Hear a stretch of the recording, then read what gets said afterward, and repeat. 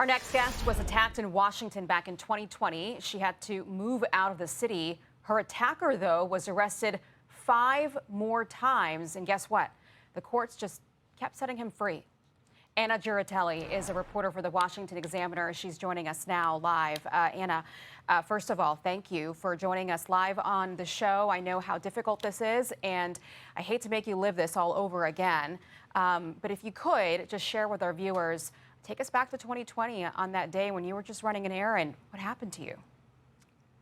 Yeah, I left my apartment next to Union Station to go to the post office and mail a package. Walked out of the building in sweats and was about a block down the street on 2nd Street Northeast when a man lunged at me and in the process sexually assaulted me. And fortunately, my screaming, he was also screaming.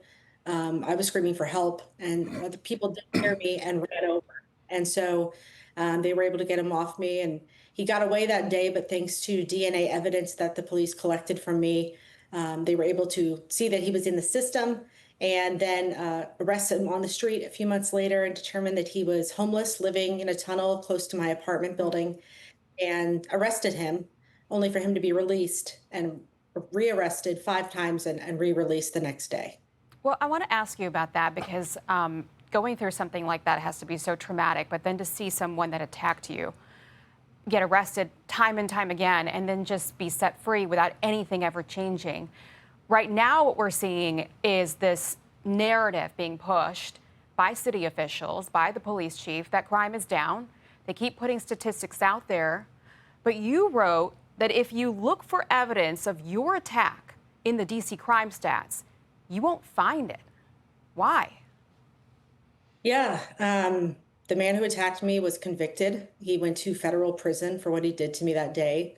And there is nothing on the DC police crime cards page. It's where they track stats, all types of felonies, including sex abuse, which was what he was convicted of.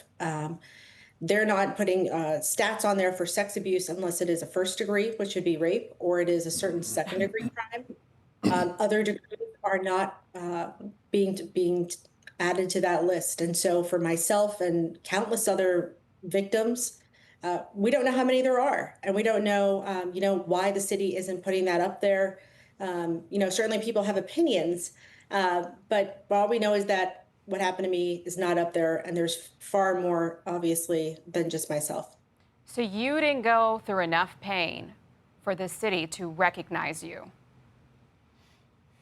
That's what it felt like, to have him released on the street as many times as happened made me feel like I was crazy. To think does this not seem like a bad idea? He got caught once outside wielding a machete.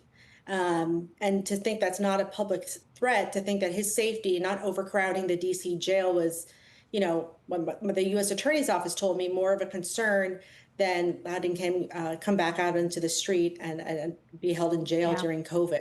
But, yeah. I want to ask you what you think about the federal takeover, but if you can, listen with me here to this D.C. resident who is complaining about it and saying that it's disgusting. Listen.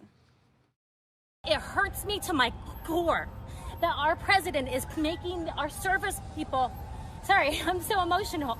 This is disgraceful. I come here every day. I never feel unsafe.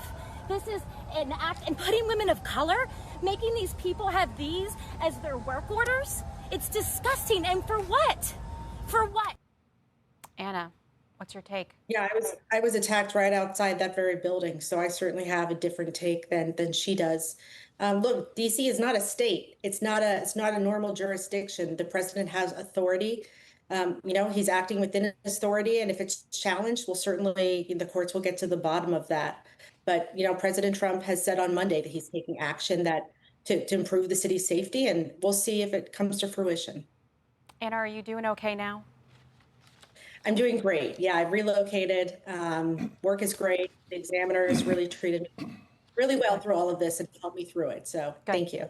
There are always people there to help. Anna, thanks for joining us and sharing your story. It's important.